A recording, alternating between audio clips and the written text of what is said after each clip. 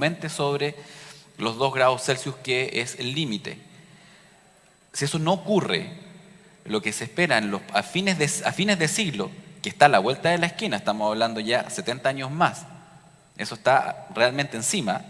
Lo que nosotros no esperamos para Chile y la zona productora, zona centro-norte de nuestro país, son aumentos de temperatura, en el caso de fines de siglo, de hasta 4 grados Celsius, en promedio. En toda la zona donde se desarrolla cerca del 90% de la fruticultura en nuestro país, podemos tener aumentos de hasta 4 grados Celsius. Y lo que es más dramático desde el punto de vista de la disponibilidad hídrica es que los depósitos de nieve, en promedio, en toda esta zona, pueden llegar a bajar hasta un 40% aproximadamente. Entonces, ¿cuál es el problema? Que en el fondo nosotros estamos basando muchas de las aplicaciones de agua en distintas zonas, por ejemplo, la capacidad de captación. Pero esta necesidad de captación requiere también de que obviamente los acuíferos se recarguen. Si nosotros no tenemos nieve, si nosotros tenemos una disminución de las precipitaciones, lo que vamos a tener es un agotamiento del recurso, porque no se va a estar reponiendo. Entonces, eventualmente, en zonas donde hayan aguas subterráneas, va a ser más fácil sacar petróleo que sacar agua. Ahora, ¿qué es lo que hacemos nosotros como sector productivo, como sector académico, de investigación o asesorías para prepararnos para esta contingencia? Podemos estar de cierta forma tranquilos si es que nosotros tenemos una capacidad de riego, sin infraestructura hidrológica, y lo que se ha gastado en captación de agua nos deja cierto nivel de tranquilidad. Pero el problema de eso es que están un poquito como en el ojo del huracán. Y el ojo del huracán significa que hay una tormenta dando vuelta, pero nosotros estamos en una aparente calma. Entonces, bajo esa perspectiva, el llamado por lo menos que yo hago es a preparar la gestión del agua para un futuro cercano en donde esta disponibilidad va a ser menor. Hace poco conversaba con un amigo que se dedica al tema riego bastante, Andrés Olivo, y me comentaba que habían hecho una encuesta en la empresa donde él trabaja, en donde se le preguntaba a un montón de agricultores que tenían más de 1.000 o 2.000 hectáreas de frutales, qué importancia le asignaban ellos al riego para la calidad de su producción y la rentabilidad de sus huertos. Y la respuesta de los asistentes, que de nuevo agrupaban miles de hectáreas de frutales, era muchísima. Y esta muchísima era sobre un 60%. Decían que sobre un 60% de su éxito estaba en el riego. Y cuando se les preguntaba cuánto tiempo destinan a la gestión del agua, si recuerdo bien, era menos de un 10% del tiempo. Entonces, claramente hay una dicotomía entre la importancia que yo le doy al recurso hídrico y cuánto tiempo estoy gastando en gestionarlo. Y eso tiene que ver porque nosotros tenemos una situación en que ha habido una relativa abundancia hídrica en el pasado que básicamente hace que no nos preocupemos de este tema. Entonces, o nos puede pillar sin conocimiento o nos puede pillar con conocimiento para gestionar mejor el agua.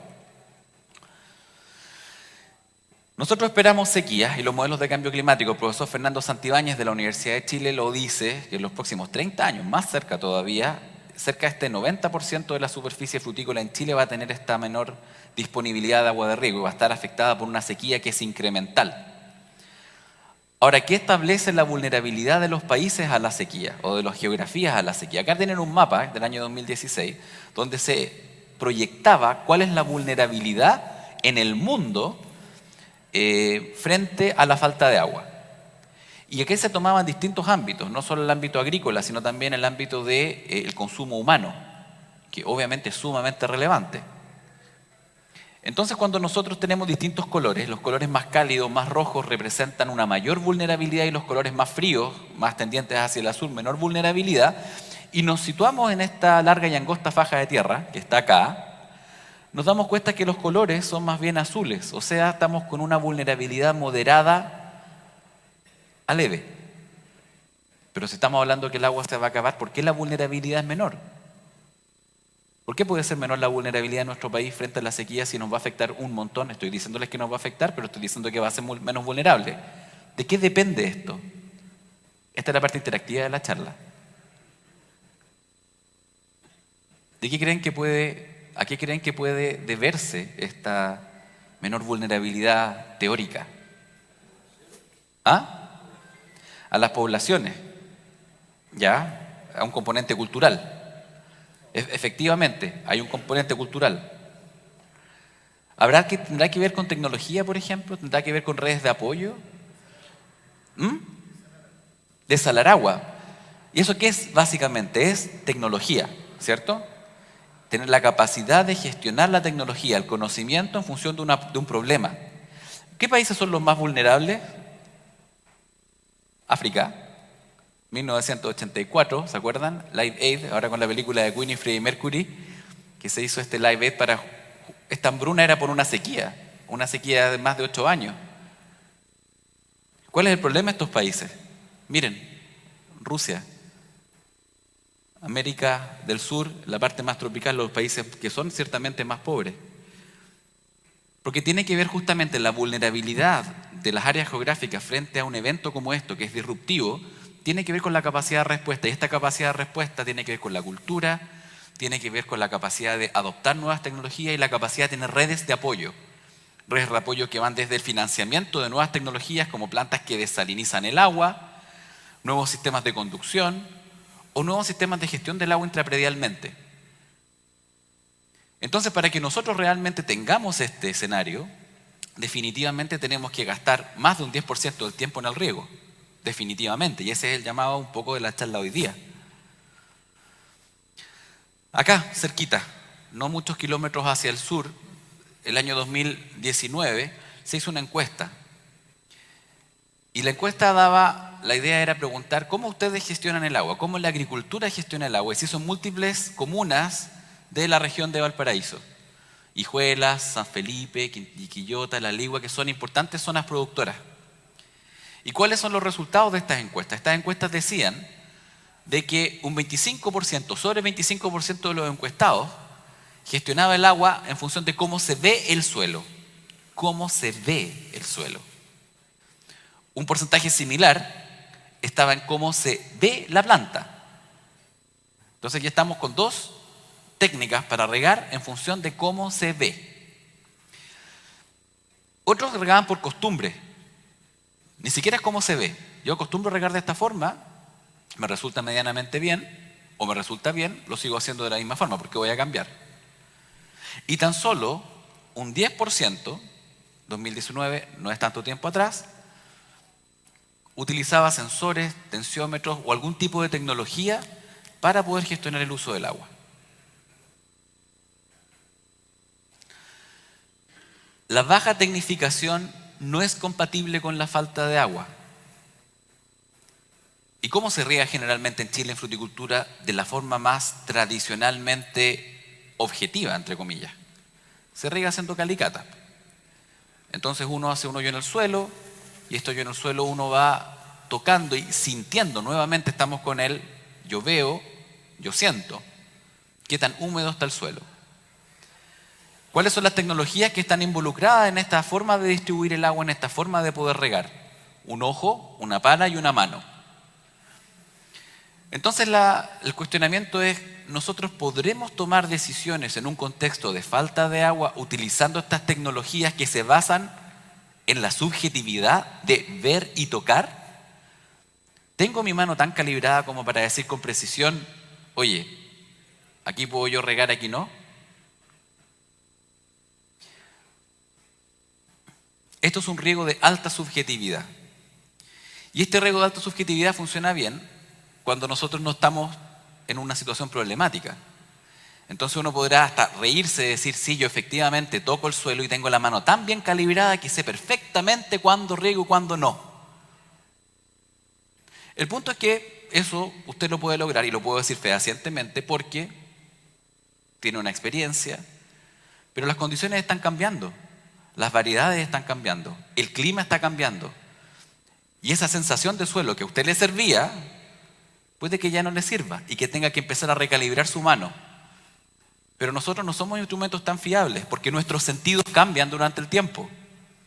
La vista cambia, el tacto cambia. Por lo tanto, es sumamente importante entender que cuando hay una falta de agua severa y una alta disponibilidad y competencia hay que gestionarla con tecnología. No existe otra forma. Para sensibilizar un poco con respecto a esto, acabamos de estar en una situación, todavía la estamos, de pandemia. Si nosotros tenemos que tomar una decisión y tenemos a nuestra hija, yo tengo 4, Si tenemos que llevar a alguna de nuestras hijas, a mis hijas, al médico, o tengo que llevarla al hospital o darle un paracetamol, ¿en base a qué tomo la decisión? Yo puedo tocarle la frente y decir, subjetivamente, sí, es momento, pero si yo estoy afuera regando o estoy afuera llegando con la mano fría, puede que tome una decisión que es equivocada. Entonces estamos basando una decisión importante, como qué es lo que hago con una enfermedad, en función de la subjetividad. ¿Qué es lo que aprendimos en esta pandemia? Que la subjetividad para tomar la temperatura, la verdad es que no era tan bienvenida. Y empezamos a adaptarnos y empezamos a entender de que para algunas enfermedades es importante tomar la temperatura.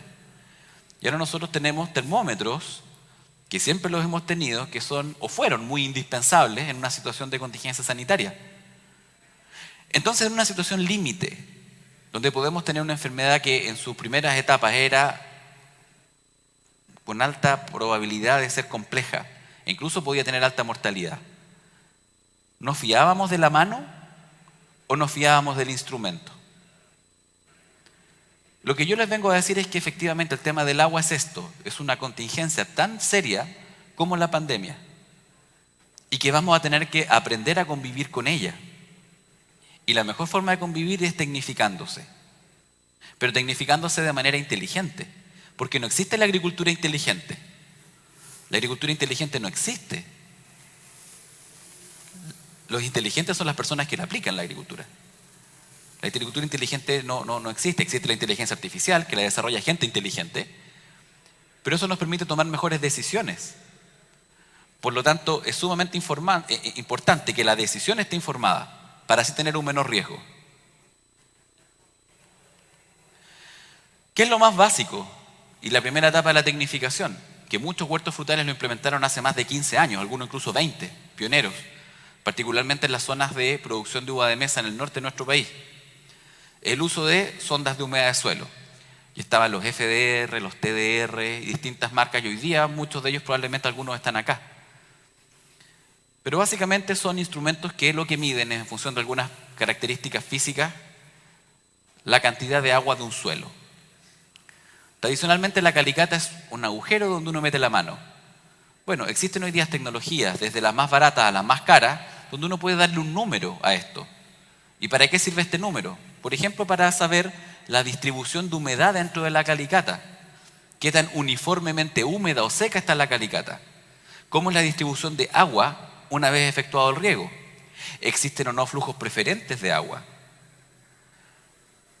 De esta forma nosotros damos objetividad, de esta forma nosotros podemos establecer alarmas, de decir, mira, para este suelo de texturas francas, con una capacidad de campo conocida, con una capacidad de campo, digamos por ejemplo de 0,30, 0,40, nos damos tal umbral de riego y regamos. Y cuando tenemos este valor, aplicamos el agua, nos da la alerta y podemos calcular la cantidad.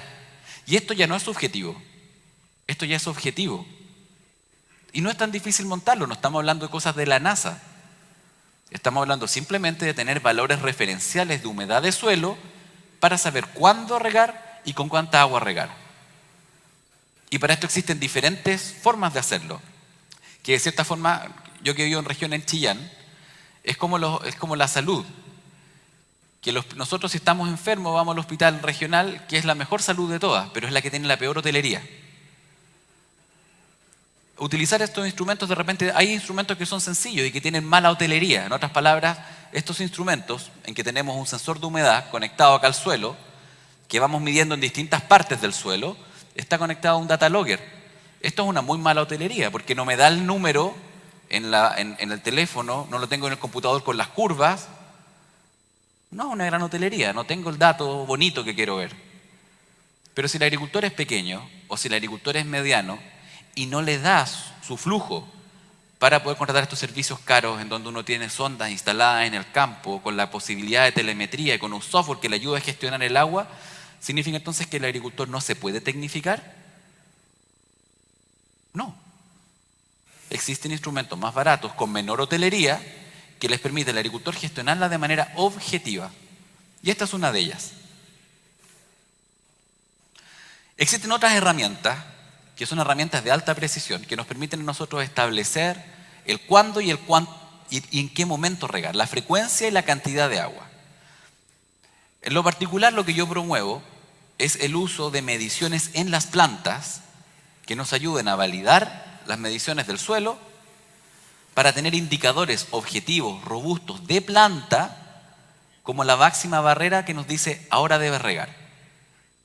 Esto en una situación obviamente de agua donde es limitante.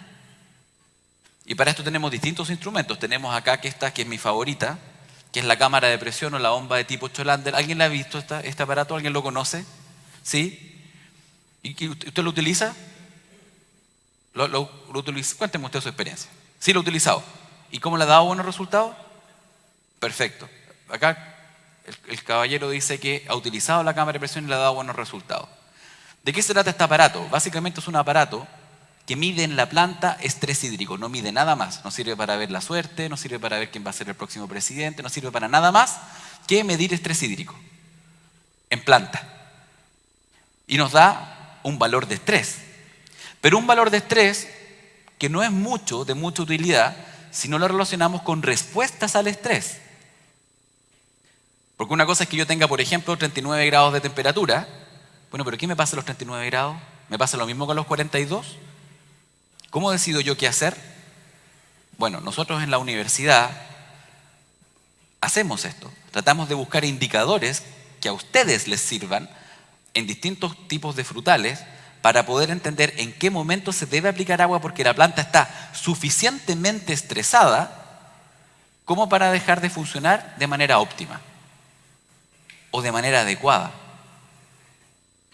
Tenemos otras estaciones. Esta no es una estación para sacar evapotranspiración. Esta es una estación que se llama de eddy covariance o de surface renewal. Son dos técnicas que están montadas en esto y que a diferencia de la estación de referencia con las cuales ustedes sacan la evapotranspiración, que utilizan un coeficiente de cultivo con Penman-Monteith, a diferencia de esa, esta sí se puede poner en el campo. Entonces a lo mejor alguno o alguna de ustedes dice, esta sí se puede poner en el campo y la otra no. Y yo la tengo montada en el campo. Bueno, parte de lo que hay que decir hoy día es que las estaciones de referencia no pueden estar montadas en los campos. Porque el número que están obteniendo es absolutamente inservible para el cálculo de la evapotranspiración.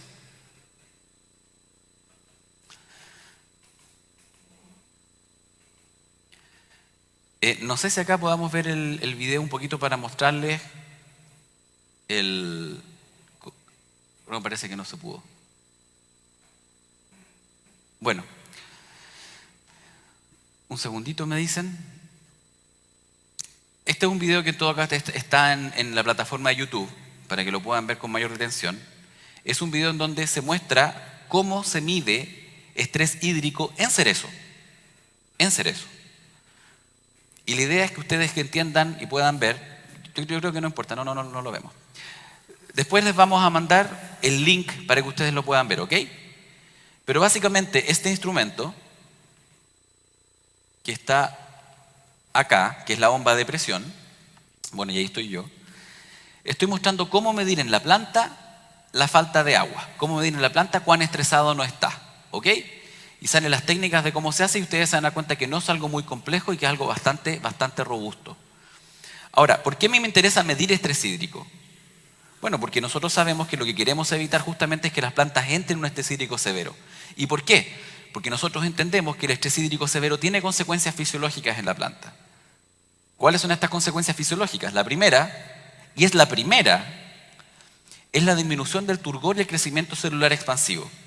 Y esto es sumamente relevante porque en general cuando se habla muchas veces de estrés hídrico se dice yo quiero que la planta no se estrese para evitar que pierda la capacidad de hacer fotosíntesis. Entonces uno al tiro piensa en estrés hídrico, cierre de estomas, fotosíntesis que se va abajo.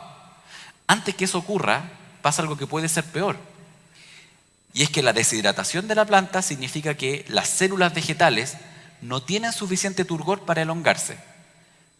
Y acá tenemos que volver a la biología y entender que cada célula vegetal es como un guatero, una bolsa de agua que trato yo de inflar con mis pulmones.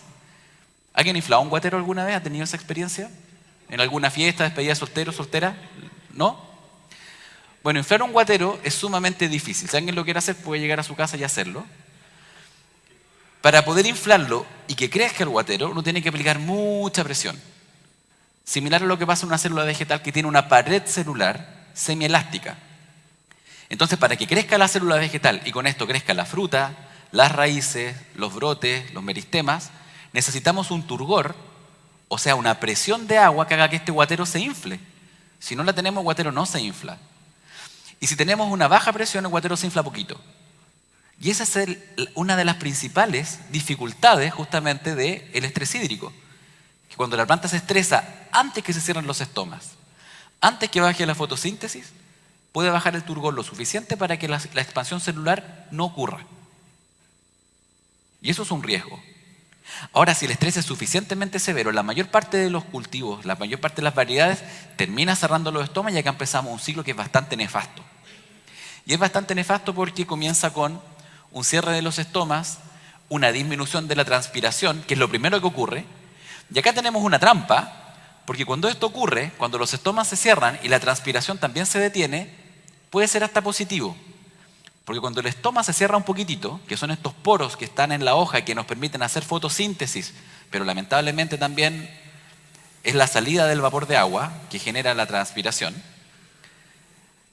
Cuando se cierra un poquitito nada más, la transpiración se ve muy disminuida y la fotosíntesis no. Y esta es la base de una técnica que se llama riego deficitario controlado, en donde nosotros gastamos menos agua, pero fotosintetizamos lo mismo. Y esto sí se puede hacer. Esta charla nos va a hablar sobre eso. Después, si quieren, me invitan y podemos hablar de eso largamente. Pero solo les quiero dejar la inquietud de que el riego deficitario controlado puede lograr cosas tan importantes como una aceleración de la madurez, una mayor uniformidad de color, especialmente en cultivares o variedades que son difíciles de colorear, e incluso una mejor firmeza. Una mejor firmeza incluso bajo plástico, que claramente es un problema en cereza, bajo plástico.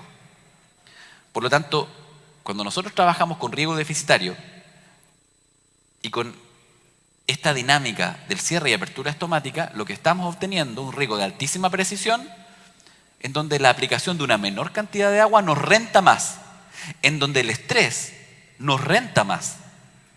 Ahora, si no hacemos eso, y el estrés es muy severo, tenemos esta disminución de transpiración, aumento en la temperatura de las hojas, aumento en la respiración, nos gastamos los carbonos fijados y tenemos también una disminución en la fotosíntesis. ¿Y cómo se traduce esto? Menor crecimiento de las plantas, menor desarrollo de las flores, los frutos y tenemos finalmente menos producción o menos calidad. Pero esto es lo que queremos evitar, un estrés hídrico severo, nuevamente, porque el estrés hídrico en su justa medida puede ser positivo, al igual que en nosotros. Ya que es importante la experiencia humana. Quienes hacen deporte, por ejemplo, necesitan un poquito de estrés para poder rendir bien. Ustedes que pueden ser productores necesitan también un poquitito de estrés para producir la mejor fruta posible. No tampoco tanto, la idea tampoco es enfermarse de estrés. Quienes hacen artes escénicas, necesitan que la guatita se les apriete un poquitito para poder dar una buena performance.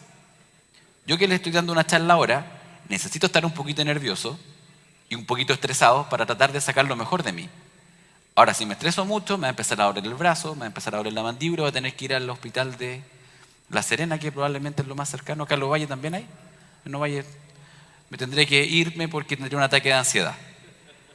Pero obviamente no es la idea. Bueno, con las plantas es lo mismo. Un poco de estrés bien regulado es positivo, mucho estrés es negativo. Ahora, el daño por estrés y por estrés severo es una combinación de daños. Entonces cuando uno dice, yo quiero evitar el estrés hídrico, ya bueno, ok. Primero convengamos de que el daño por estrés hídrico es la combinación por lo menos de 3 cosas. Entonces no es lo mismo decir, yo no quiero que la planta se seque. No, ojo. Primero, tiene que ver con la severidad. Porque no es lo mismo que la planta se estrese un poquitito, yo les dije, con un poquito de estrés incluso puede ser positivo, a que se estrese mucho. Ahora, puede estresarse mucho, pero puede estresarse mucho a lo mejor en una época en que la planta en realidad no va a verse afectada desde el punto de vista de producción y calidad. Por lo tanto, me escapé de la zona sensible, incluso si se estresa mucho. Por lo tanto, tiene que ver con la severidad, el momento y la duración. No es lo mismo tener un día de estrés porque se rompió, por ejemplo, la línea de riego o porque tuvimos un problema en la electricidad y tuvimos que saltarnos un riego. No es lo mismo estar estresado en forma moderada o severa un par de días que varias semanas. Y es importante tener estos conceptos porque nos quita el fantasma de la cabeza de que el estrés hídrico es malo per se y nos hace entender el hecho de que cualquier daño tiene que ver con severidad, duración, momento. Y recién ahí nosotros tenemos un daño en la planta. ¿Qué daños podemos tener? Desde el punto de vista productivo, podemos tener daños, por ejemplo, en el calibre. Podemos tener plantas que tienen un estrés suficientemente severo como para disminuir nuevamente el turgor celular. Turgor celular que es relevante y que si el estrés es más duradero y más severo, frena la fotosíntesis. ¿Y cuál es el momento en que se afecta mayormente el tamaño de la fruta? Al inicio de la temporada, justo después de cuaja. Y acá nosotros tenemos un gráfico en cerezo donde se muestran estas distintas curvas, pero quiero que reparen en esta, que es la gris, que tiene como este pic al medio, que dice días después de floración. Entonces, alrededor de 20 días después de floración, en cereza, es cuando existe la máxima sensibilidad de la fruta a cualquier falta. A una falta de agua, a una falta de nutrición, a una falta de luminosidad. Y esto es porque este pic o esta montaña lo que está mostrando es el máximo potencial de crecimiento de un fruto individual, que se llama tasa de crecimiento relativo. Y esto ocurre 20 días después de la floración. Y coincide con el fenómeno de división celular de las bayas, en el caso de la uva, y de las drupas en el caso de la cereza. Entonces tenemos que cualquier deficiencia, si tenemos una falta de riego y sorprendentemente en Chile incluso un exceso de riego, podemos tener problemas en el tamaño final de la fruta. Pero para poder saber el daño tenemos que entender entonces, bueno, ¿qué es estrés? Entonces yo les dije que el estrés se mide con un aparato que se llama bomba de presión o cámara de Cholander. Y esto, la bomba de presión, es lo mismo que sacar jugo de limón con la mano. Cuando los tejidos vegetales están muy secos, si yo quiero sacar una gota de jugo de limón, entonces imaginemos un limón muy seco el limón. Si yo quiero sacar una gota de ese limón, voy a tener que aplicar mucha presión sobre el limón, ¿correcto? Bueno, resulta que cuando las hojas están muy secas o los tejidos vegetales están muy secos, yo tengo que aplicar mucha presión, pero ya no la aplico con la mano, con el instrumento lo aplico con gas, para secar el agua que está retenida con mucha fuerza en las hojas. De esa forma nosotros medimos estrés. Mientras más presión yo aplico, más seca está la planta, porque con mayor fuerza retiene, igual que en el suelo, pero ahora en la planta. Cuando el limón está turgente y quiero sacar una gota, tengo que hacer muy poca fuerza para sacar esa misma gota. Lo mismo ocurre con los tejidos vegetales. Entonces, para entender los gráficos que les voy a mostrar a continuación, tenemos que entender de que estos números que están acá, mientras más negativos son, básicamente implica una mayor retención del agua en la planta. Por eso son números negativos. ¿Ok? Entonces, mientras más negativo es el número, mayor es la tensión o la succión con la que el agua está retenida en los tejidos de la planta. Por tanto, mayor es su deshidratación. Y yo con la bomba de Cholander puedo medir eso. Los grupos españoles, particularmente el profesor Víctor Blanco, ha desarrollado investigación de excelente nivel en donde nosotros ya estamos entendiendo mucho mejor este cultivo desde el punto de vista del estrés hídrico.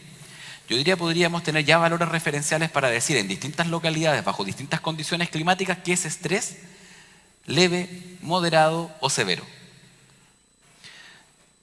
Acá nosotros tenemos estos tratamientos en donde ellos básicamente cortaron el agua y lo que pasó fue que en los tratamientos que se cortó el agua, ustedes pueden ver que son estos donde dice severo y moderado, se comenzó a bajar estos números, comenzaron a bajar, o sea, se volvieron más negativos. Y aquí tenemos el color. Verde sin estrés, más rojo, más estrés hídrico. Y estos valores después, gracias a estudios donde se relacionó este nivel de estrés con las respuestas de la planta, se pudieron catalogar como severo, moderado o sin estrés. Entonces nosotros tenemos indicadores hoy día. Por ejemplo, si tuviesen ustedes una bomba Cholander, en donde mediante mediciones semanales, ustedes podrían saber si sus plantas están sin estrés, en un estrés moderado, moderado severo o un estrés severo. Hoy día existe literatura científica que nos permite hacer eso. Y no es tan difícil. Es básicamente decir, ok, mido qué valor tengo, es severo, ponte a regar. Mido sin estrés todavía. Oye, pero la sonda de humedad me dice que bajamos ya el porcentaje de humedad. Sí, pero mira la planta. ¿Qué dice la planta? Que está sin estrés. Bueno, aguántate un poco más.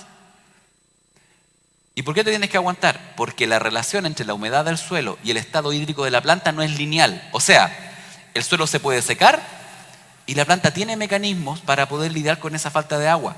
Por lo tanto, en una situación de muy baja disponibilidad, la planta nos permite esa holgura, nos permite esa ventana para poder decir, sí, podemos secar un poco más el suelo sin caer en una situación en que la planta esté mal. ¿Y en base a qué se determinó eso? Bueno, en base a las respuestas fisiológicas. Por ejemplo, una de ellas es el cierre de los estomas. Cuando las plantas se estresan mucho, estos poros que están en las hojas se cierran. Eso ocurre con casi todas las plantas, pero no ocurre siempre el mismo valor de estrés. Y eso son buenas y malas noticias. Son malas noticias porque ¿qué quiere decir eso? Que cada vez que nosotros estemos introduciendo variedades y estemos introduciendo nuevas combinaciones de variedades con portainjertos, esta respuesta fisiológica de la planta, que tengo más estrés, se cierran los estomas, no es la misma. ¿Cómo sabemos esto? Bueno, lo hemos medido. Acá tenemos, ya al sur, mediciones de nivel de estrés hídrico acá abajo con el cierre de los estomas. Números más altos significan estomas muy, muy abiertos. Números más bajos significan estomas ya cerrados o que se comenzaron a cerrar. ¿Qué tenemos? Dos variedades, Santina y Swihart. En ambas se aplicaron tratamientos de estrés hídrico en donde el estrés pasó de una situación de no estrés en verde a de mucho estrés en rojo. ¿Y cuál fue la respuesta de Santina? Más estrés, este valor disminuyó, o sea, los estomas se cerraron.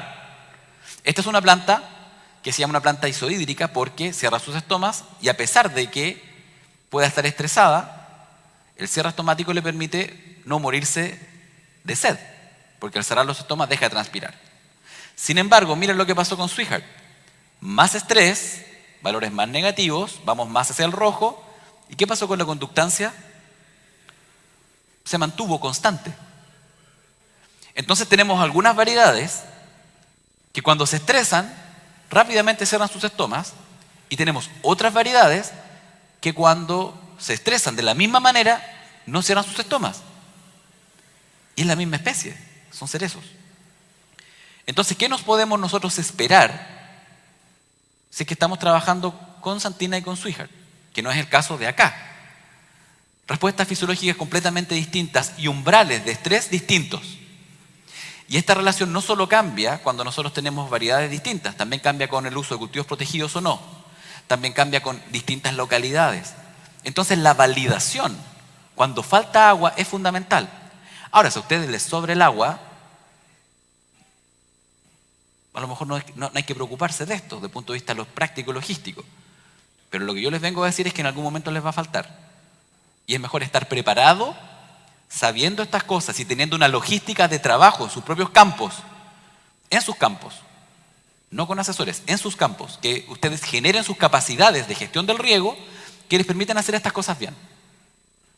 Y que el asesor sea un acompañante de su proceso y no quien les dice cómo hacer las cosas. ¿Qué pasa con las variedades primores? Leyendo yo al respecto, encontré varios artículos interesantes. Uno de ellos decía, las cerezas primores son sumamente importantes para las regiones en el norte porque nos permiten ahorrar agua. Y nos permiten ahorrar agua porque como su producción es en una ventana más corta, tenemos entonces más tiempo para regar, entre comillas, más deficitariamente. Tenemos la fruta menos tiempo. ¿Han escuchado ustedes eso alguna vez? Como tenemos fruta menos tiempo en el árbol, después podemos regar menos. Bueno, ¿cuál es el problema? Resulta que yo le pedí a Jorge amablemente algunos datos y él me los dio.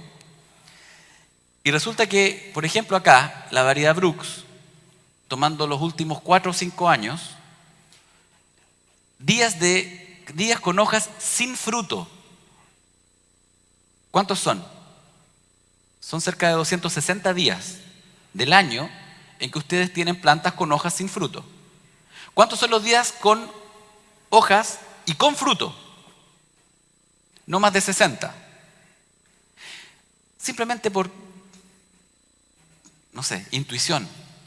¿Ustedes creen que sea una buena lógica empezar a estresar las plantas o regarlas menos cuando la mayor parte del tiempo las tengo yo sin fruto? Si yo tengo una hoja y tengo una demanda evaporativa, ¿esa planta va a seguir transpirando o porque le sacamos la fruta va a decir, no, ya no transpiro más? Yo coseché, me voy a la casa, ahora me voy de vacaciones al Caribe. No. Mientras haya hojas verdes, va a haber transpiración y también va a haber fotosíntesis. ¿Puedo yo descuidarme entonces en la poscosecha del riego? ¿Es realmente así? No, muy por el contrario. Probablemente las cerezas primores son mucho más sensibles a un manejo hídrico descuidado que las cerezas que están más al sur. Sin lugar a dudas, porque tenemos una temporada muy larga que es sobre el 70% del tiempo con hojas sin fruto. ¿Cuándo ocurre esto? Si la cosecha acá ocurre en octubre, tenemos todo este periodo. Aquí tenemos en Ovalle la demanda evaporativa. Miren, todo este recuadro es el periodo en donde tenemos alta radiación, altas temperaturas todavía en esta zona, por lo tanto una alta evapotranspiración. ¿Tiene sentido dejar de regar o regar menos cuando estamos tan próximos al momento de máxima demanda? ¿Tiene algún sentido? Yo creo que no. Estamos muy cerca de enero-febrero, que es cuando existe la máxima demanda evaporativa atmosférica en la zona. Y yo coseché acá. Entonces, claramente, no debemos descuidar el riego post cosecha. ¿Cuándo ocurre la inducción? De acuerdo a la literatura, más o menos en cerezo ocurre entre 50 y 70 días después de plena flor. ¿Cuándo ocurre eso en relación a plena flor con estas variedades? Alrededor de la primera semana de noviembre. Por lo tanto, si yo cosecho a mitad de octubre y digo coseché y dejé de regar como antes regaba día por medio y ahora voy a empezar a regar una vez a la semana o cada 3 días, arbitrariamente, vamos a afectar la inducción. Y si afectamos la inducción, ¿qué afectamos? La cantidad de flores para la temporada siguiente.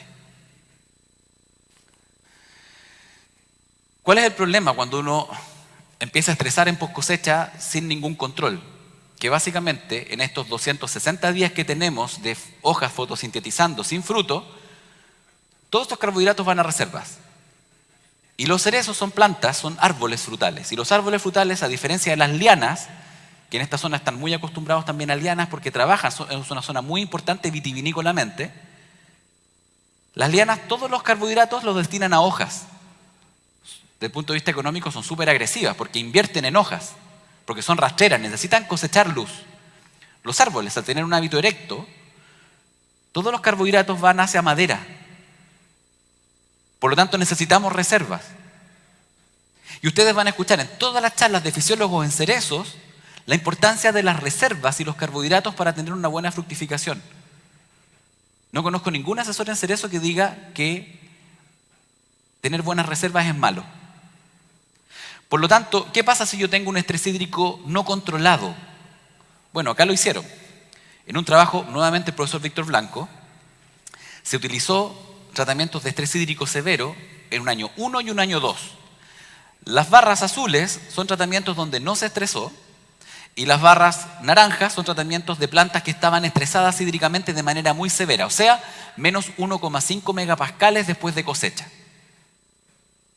¿Qué significó eso en lo práctico? En lo práctico significó que el segundo año, o sea, un año después de aplicado la falta de agua, un año después de haber disminuido la fotosíntesis y la acumulación de carbohidratos, los pesos de poda de las plantas con riego deficitario severo de post cosecha fueron alrededor de entre un 20 y un 30% menor que las plantas regadas para mantener un estado hídrico adecuado, o sea, plantas con un potencial hídrico del tallo de menos 1 megapascal. Entonces, la fisiología y la medición del estrés funcionó. Efectivamente, se pudo relacionar este riego descuidado de post cosecha con una menor acumulación de carbohidratos. ¿Por qué? Porque el peso de poda fue menor. ¿Y eso a qué va a tributar? A una brotación deficiente, a una floración inadecuada y a un envejecimiento del huerto anticipado. ¿Qué es lo que hemos visto en los campos? Justamente, que como no existen muchas mediciones sobre este tema, muchas veces es arbitrario. Entonces yo regaba todos los días y ahora después de cosecha empiezo a regar día por medio cada 3 días, sin considerar la demanda evaporativa, el nivel de estrés hídrico de la planta ni la profundidad de raíces que tiene. Cuando esos 3 factores no se consideran, ¿qué es lo que nos encontramos? Bueno, fuimos a hacer mediciones en Bulnes, cerca de donde yo vivo, que es Chillán, a un huerto de cerezos, Lapin sobre Colt, y lo que encontramos fue que estas prácticas de riego deficitario descontrolado, cuando nosotros medimos en un huerto, en un cuartel de riego, medimos 4 plantas. De las 4 plantas, nuevamente, números más negativos, más estrés, de las 4 plantas, 3 estaban en un estrés moderado severo a severo. Y tan solo una estaba con un nivel de estrés hídrico moderado para las condiciones de la zona en esa época particular. Entonces, claramente, esta práctica de simplemente dejar de regar porque se coseché la fruta es muy nociva.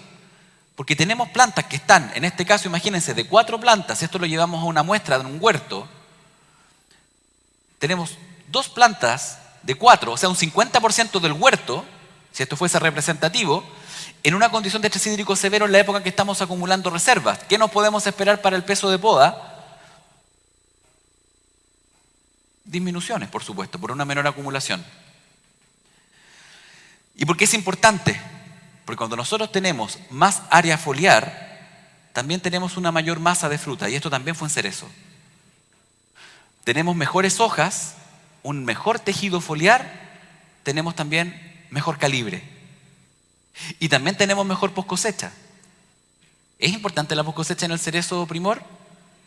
No, no tanto hoy día porque lo llevamos en avión. El precio es tan bueno que se puede viajar en avión. Pero resulta que está siendo tan interesante que están llegando nuevas variedades. Y resulta que a lo mejor, en el mediano plazo, estas cerezas primores ya van a empezar a bajar en barco. Y van a tener que tener poscosechísticamente mejores piernas. Y pueden tener buenas piernas plantas que no se rieguen bien. Pueden tener buenas piernas plantas que también tienen temporadas un poco más cortas. Es más difícil. Es un desafío tecnológico. Es algo que hay que probar, que no se sabe muy bien. Pero sin lugar a dudas, estas nuevas variedades también nos van a traer estas oportunidades, pero también estas nuevas interrogantes. ¿Cómo se comportan en estas zonas? Un tema que es súper relevante es que si alguien quiere ser eficiente en el uso del agua, lo primero que tengo que hacer es medir la eficiencia. ¿Alguien mide eficiencia del uso del agua en sus campos? Esto también es la parte interactiva. Cuando uno pregunta, entonces te dicen, sí, yo mido. ¿Usted mide? ¿Cómo la mide?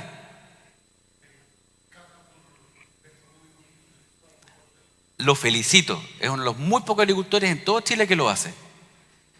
Lo felicito, realmente lo felicito. En general, cuando se habla de eficiencia hídrica y vienen los gurús de eficiencia hídrica, dentro de los cuales, no es que yo me crea gurú, pero uno está dentro del lote, dice, no, esto es más eficiente, me ahorré 20% de agua, me ahorré 50% de agua con este producto, con esta tecnología o con esta forma.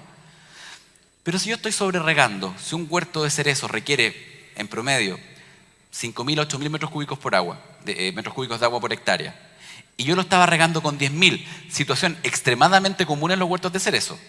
regar con 10.000 metros cúbicos, huertos que no debieran ser regados con 10.000 metros cúbicos, y le disminuí un 20%. ¿Estoy realmente siendo eficiente? Sí, pero porque estaba regando mal. Entonces lo primero que uno tiene que hacer para tener una medida de eficiencia es medirla, tal como hace el caballero. ¿Y cómo se mide? Hay un concepto muy práctico, muy fácil de utilizar, que es la productividad del agua, que es como dijo él, cuántas cajas o cuántas toneladas produzco yo por metros cúbicos producidos. Con las variedades primores, todavía no tan productivas, que se está sabiendo un montón, estamos en una curva de crecimiento en términos intelectuales muy amplia, técnico, producciones de 9.000, 10.000, 12.000 kilos por hectárea proyectados. Entonces, ¿cuál debiera ser nuestro consumo de agua para eso? Bueno, esto puede ser muy variado. Y acá tenemos muchas situaciones. En el caso más optimista, que tenemos 12 toneladas por hectárea y distintas aplicaciones, vean con 10.000 metros cúbicos de agua, una productividad del agua que es baja, bajo 2. Obviamente, mientras más producción y menos agua, más aplico, más eficiente soy. Entonces, el término eficiencia tiene dos factores. Tiene el factor cuánta agua me ahorro, pero cuánto es lo que estoy rentando, cuánto es lo que estoy produciendo. Pero para poder yo tener metas, tengo que tener algún número. Por lo tanto, la invitación es, si quiero ser eficiente en serio, lo primero que tengo que hacer es medir eficiencia. Y para medir eficiencia, lo más básico es poner, por ejemplo, medidores de caudal en las líneas para saber cuánta agua estoy yo gastando. Es tener un buen control de las horas de riego. Es tener buenas mediciones de evapotranspiración, si es que yo estoy haciendo eso.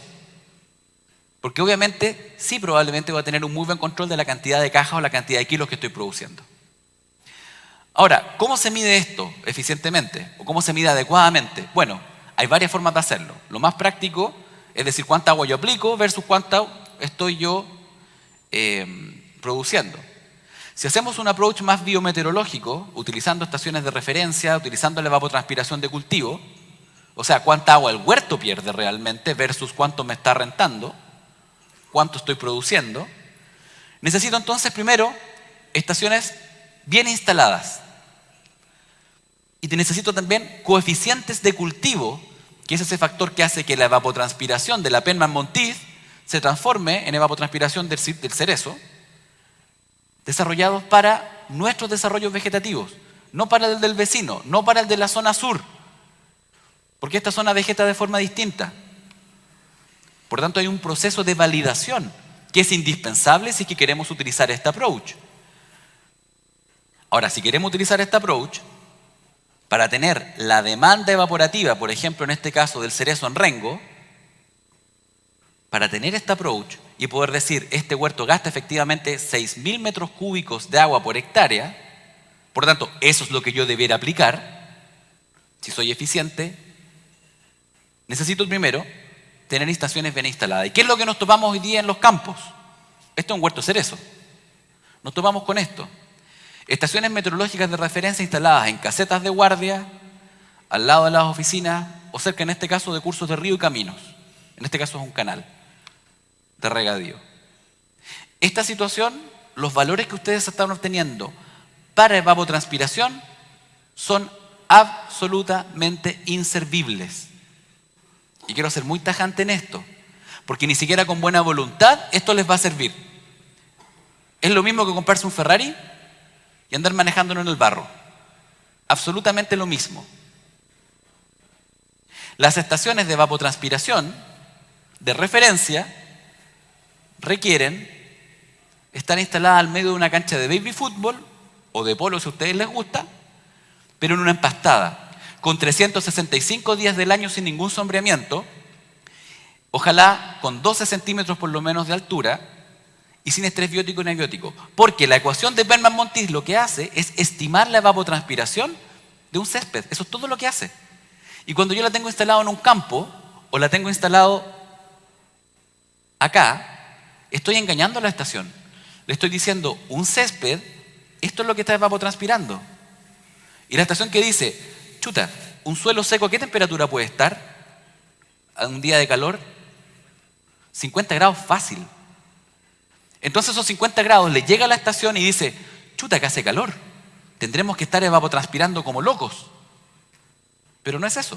Porque el mismo pasto, al mismo día de sol, con 30 grados de calor, debiera estar a 27, 28 grados Celsius, no más que eso. Y la estación se va a dar cuenta. Entonces cuando yo la instalo mal, me dice, chuta, que estamos evapotranspirando harto, porque la temperatura, esto es el Sahara, estamos en Qatar. Pero no es el caso.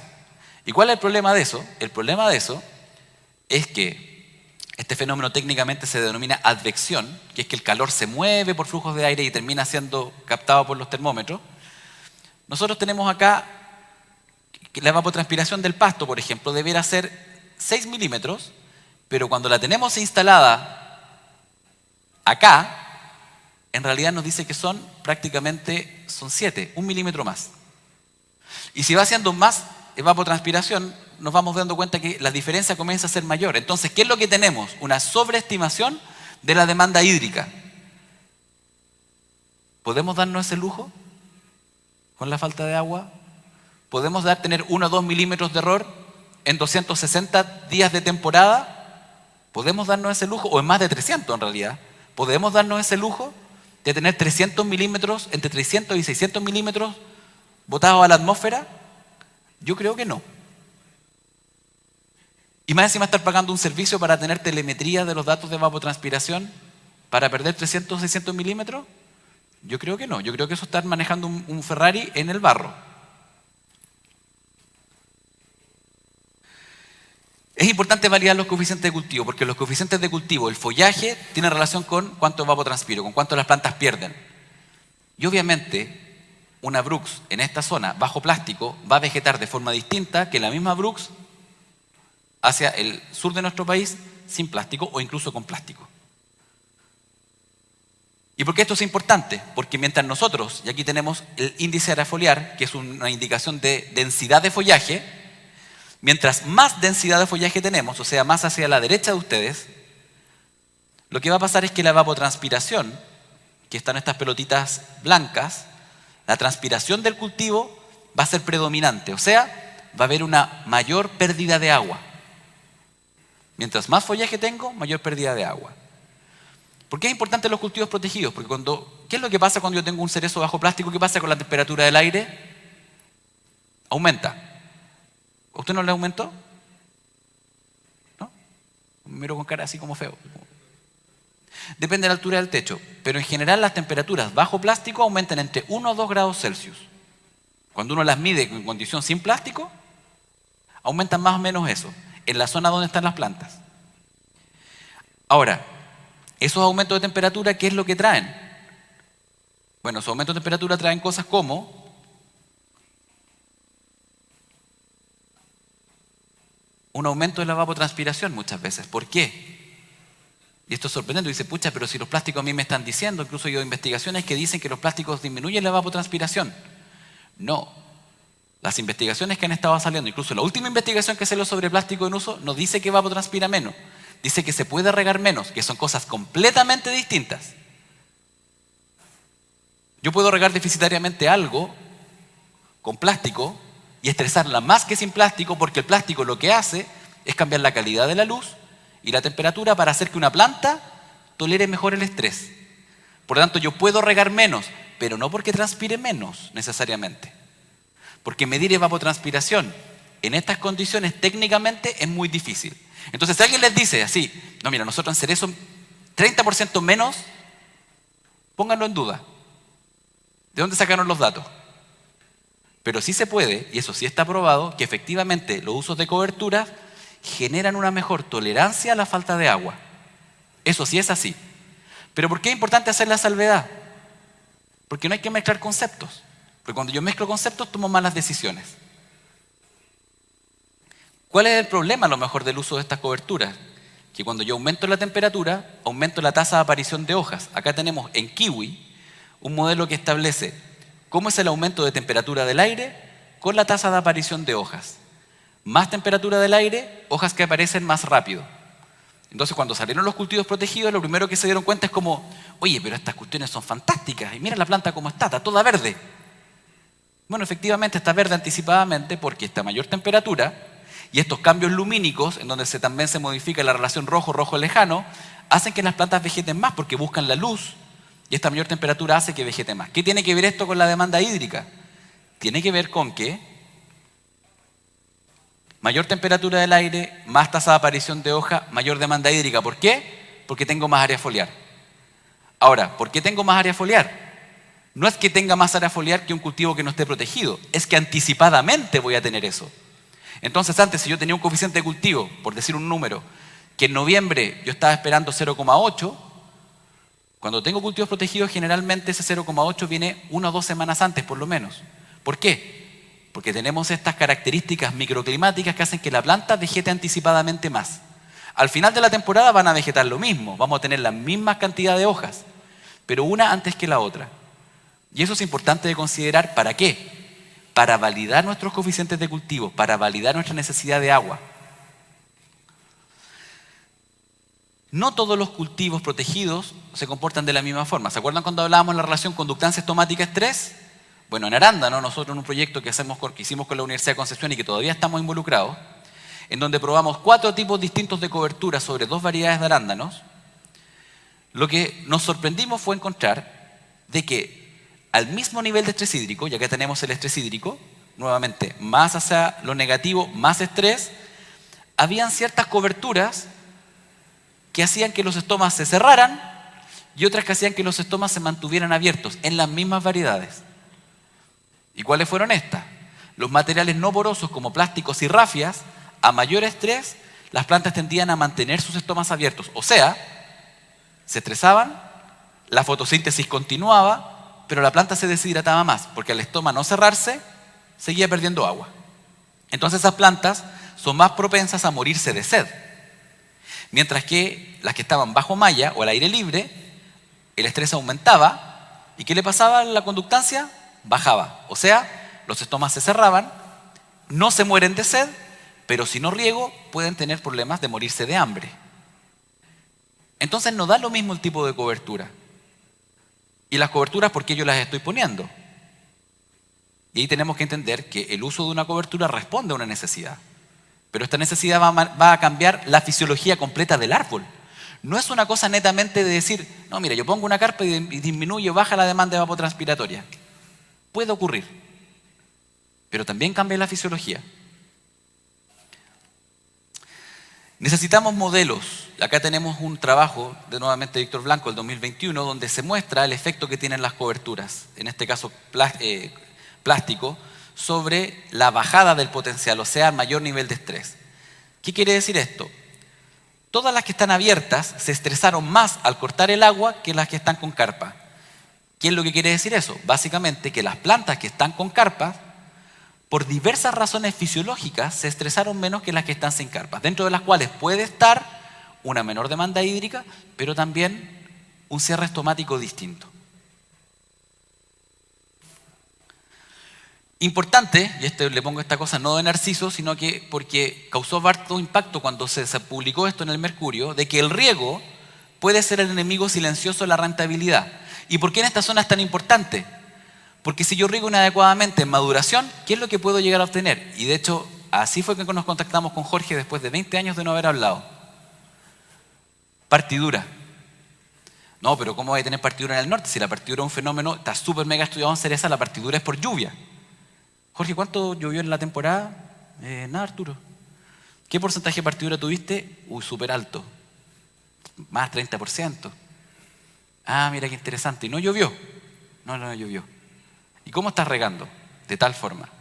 ¿Qué es lo que dice la literatura que hay que hacer? Básicamente no mantener a la planta con riegos muy espaciados en el tiempo para no tener cambios drásticos en la humedad del suelo y en el potencial de la planta que genera una partidura en la cereza como la que ustedes están viendo. Entonces en este caso el riego, que es súper necesario, puede ser muy nocivo para la rentabilidad si yo no lo sé aplicar correctamente. ¿Qué hizo Jorge? Mateo. Estudió, utilizó algunas tecnologías, pero las usó correctamente. ¿Y qué porcentaje de partidura tenía hoy día? ¿Menos de cuánto? Menos de 5%. ¿Pasamos de casi un 50%? 40-50%, menos de 5%. Eso no me lo debe a mí, se lo debe él mismo. Después yo le dije que me cobrara la factura, porque le di la idea, pero después él la ejecutó. Pero básicamente él gestionó el agua de una manera que es mucho más inteligente. Por eso la agricultura inteligente no existe, existe inteligencia en las personas.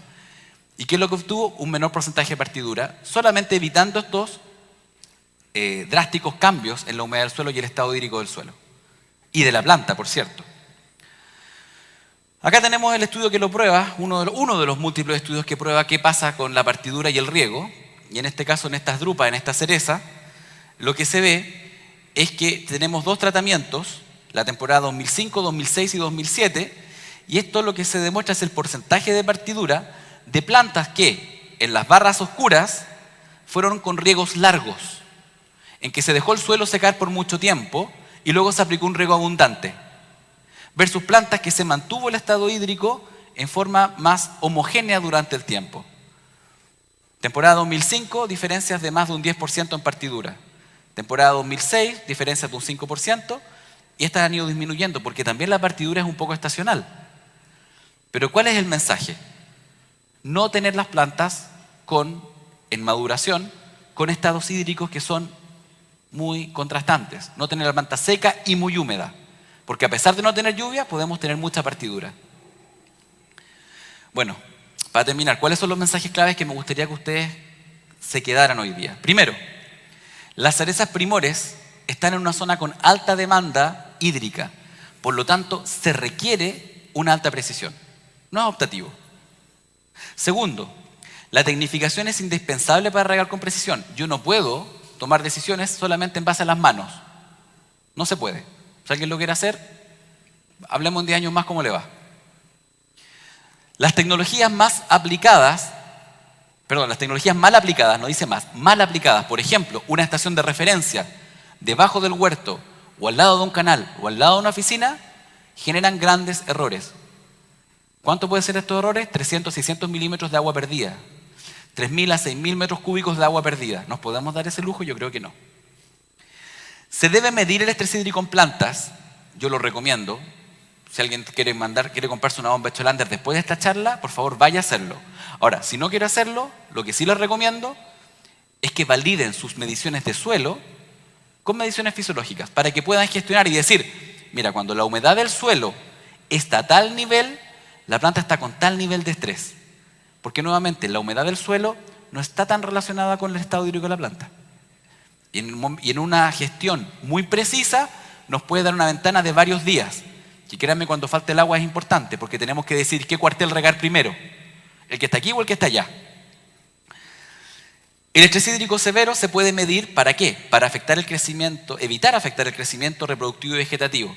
Ojo con la poscosecha, no descuidar la poscosecha, especialmente en estas cerezas primores donde tenemos más de un 70% del tiempo las hojas sin fruta.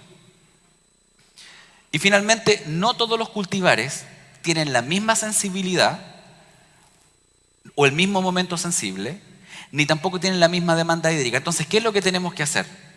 Yo les invito a acercarse, no necesariamente a la Facultad de Agronomía en la Universidad de Concepción, donde hacemos estos trabajos muy bien, sino también a los centros de investigación que existen acá, a sus universidades locales también, para generar estos conocimientos y generar un círculo virtuoso en donde el conocimiento va justamente en tributa a una mejor gestión del agua y a una mejor producción y a una mayor rentabilidad.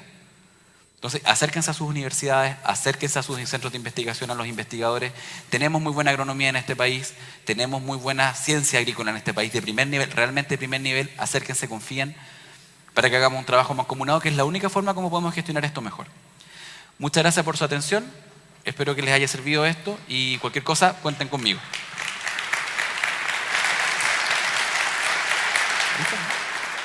Que se sienta aún muy fuerte el aplauso para nuestro querido expositor, gran masterclass, sin duda, Arturo Calderón Orellana, doctor en Relaciones Hídricas, Frutales y de la Universidad de Davis, y también profesor de la Facultad de Agronomía de la Universidad de Concepción. Y como es la dinámica, mi estimado Arturo Calderón, pasamos a las dos preguntas de los asistentes.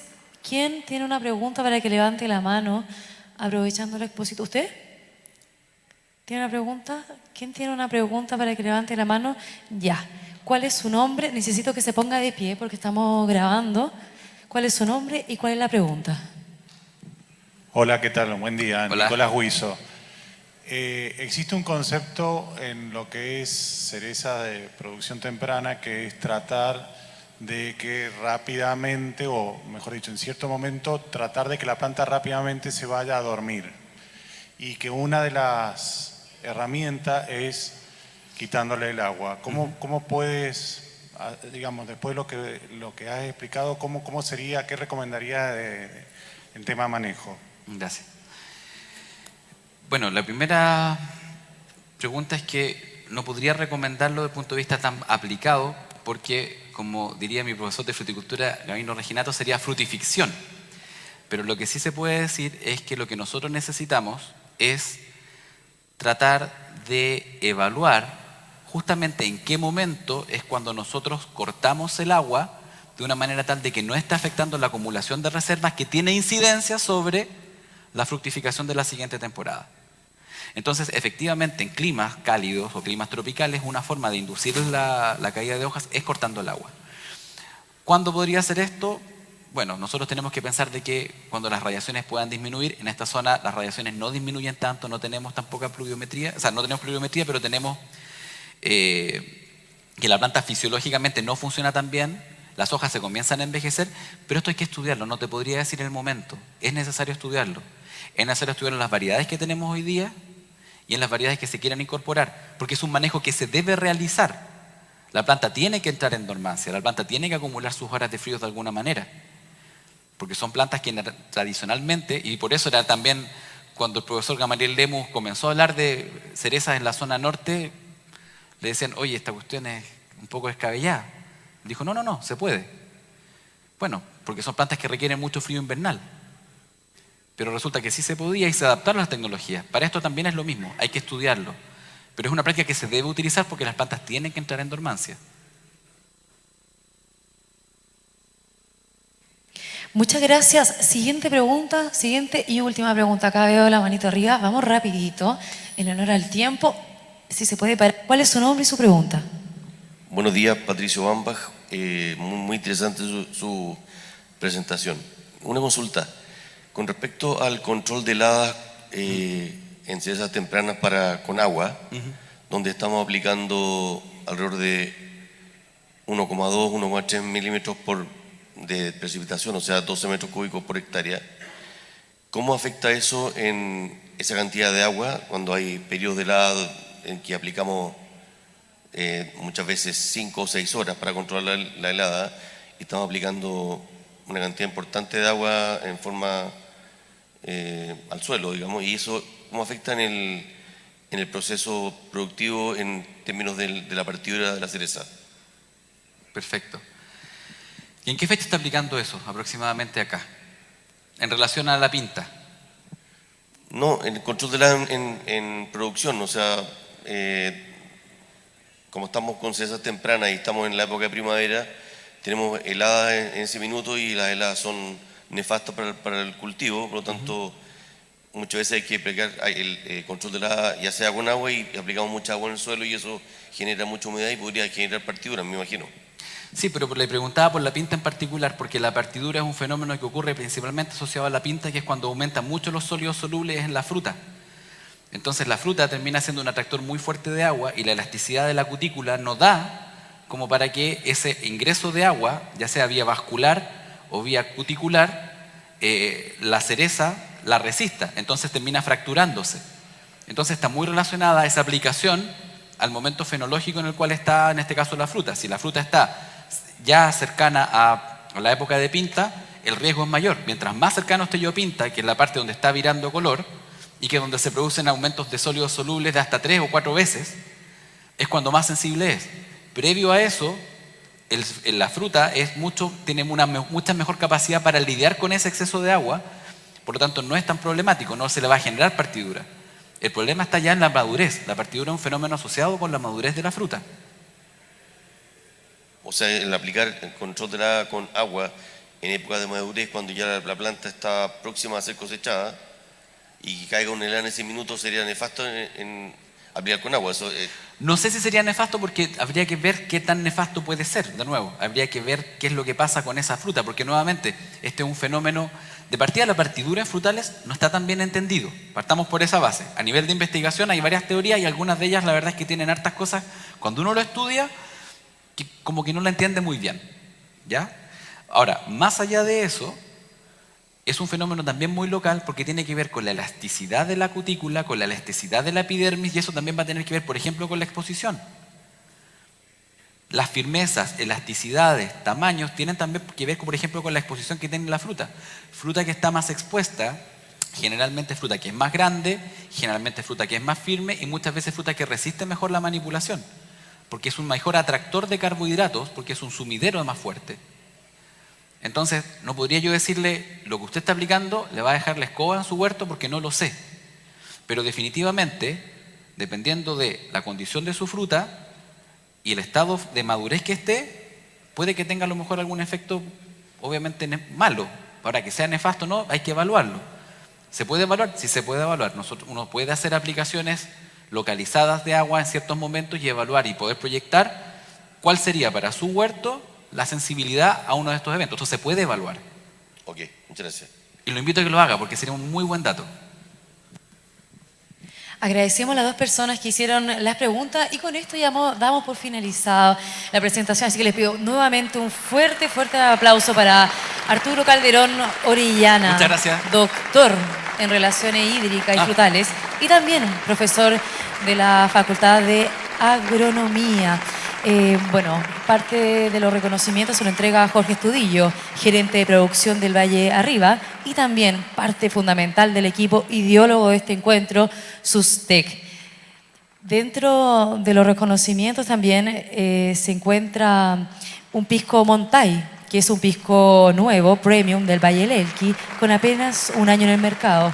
Es elaborado a partir de un 100% de uva moscatel rosada, por lo que cada sorbo sorprende a los consumidores con su explosivo aroma y notas frutales, fresca y vibrantes al paladar. Además, aprovechamos la instancia para invitar a visitar el stand de Pisco Montay frente al área del coffee para que puedan degustar y aprovechar los tremendos descuentos para los asistentes.